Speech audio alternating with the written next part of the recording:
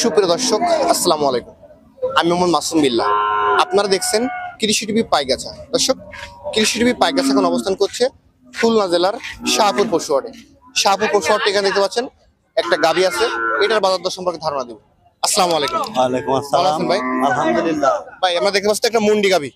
এটা কয় জাতের গাভী? এটা এটা হলো 4 দাঁত। 4 দাঁতের গাভী। এখন কি গাভীন আছে নাকি ফাঁকা আছে? না, এটা গাভীর নাই, ফাঁকা আছে। ফাঁকা।